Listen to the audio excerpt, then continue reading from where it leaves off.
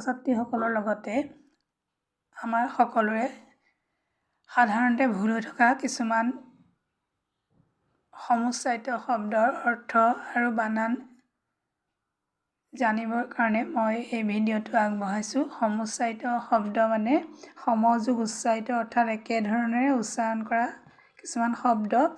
এই শব্দবিলাকৰ ক্ষেত্ৰত বানান আৰু অৰ্থৰ প্ৰভেদবিলাক আমি মন কৰিব লাগে। এতিয়া সমুচ্চাৰিত শব্দ গিৰিশ, গত হছইকাৰ ৰত দীৰ্ঘইকাৰ তালব্য শ। এই গিৰিশ শব্দটোৱে পৰ্বতৰ শ্ৰেষ্ঠ হিমালয়ক বুজায়। গিৰিশ ৰদ হছইকাৰ তালব্য শ হ'লে শিৱ দেৱতাক বুজায় আৰু গিৰিশ দন্ত্য শ যদি হয় তেতিয়া কোনো বস্তু পৰিলে হোৱা শব্দক বুজায়। জ্যোতি বজ্ৰযত হছৌকাৰ মূৰ্ধন্যতত হছইকাৰ মানে ফাণ্ড। অন্ত্যস্তযত হছৌকাৰ দন্ত্যতত হছইকাৰ মানে সৰু সুগন্ধি ফুল। আৰু জ্যোতি অন্ত্যস্তযত হছৌকাৰ মূৰ্ধন্যতত হছইকাৰ হ'লে সাঙুৰি লোৱা, সাঙুৰা। দন্ত্য শ ৰ, শৰ মানে গাখীৰৰ চামনি বা তললৈ পৰি যোৱা। তালব্য শ ৰ শৰ, শৰ মানে কাঁড়, কত আকাৰ চন্দ্ৰবিন্দু ওপৰত আৰু দয়ৰ কাঁড়।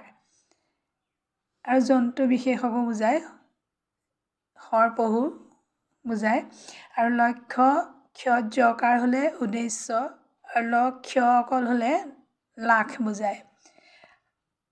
সাপ তালব্য শত আকাৰ প হ'লে শাওদিয়া আৰু দন্ত্য শত আকাৰ প হ'লে সৰীসৃপ প্ৰাণীক বুজায়।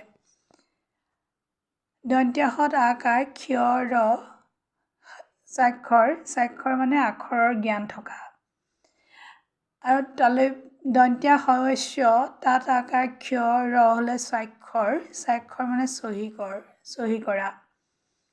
সামাজিক দন্ত্য স মত আকাৰ বজ্ৰযত হছইকাৰ ক সামাজিক মানে সপোন।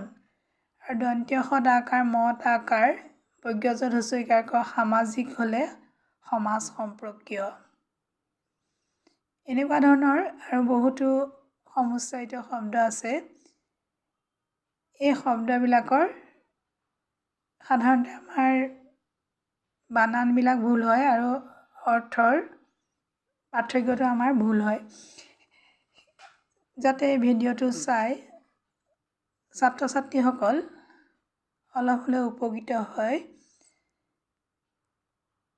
সেইবাবে মই এই ভিডিঅ'টো বনাইছোঁ। আৰু যদি আপোনালোকৰো এই ভিডিঅ'টো ভাল লাগে তেতিয়াহ'লে ভিডিঅ'টো শ্বেয়াৰ কৰি দিব। আৰু তেতিয়া সকলোৱে ভিডিঅ'টো পাব আৰু লগতে আগলৈ মই এনেকুৱা সমুচ্চাৰিত শব্দৰ ভিডিঅ' বনাবৰ কাৰণে উৎসাহিত হ'ম।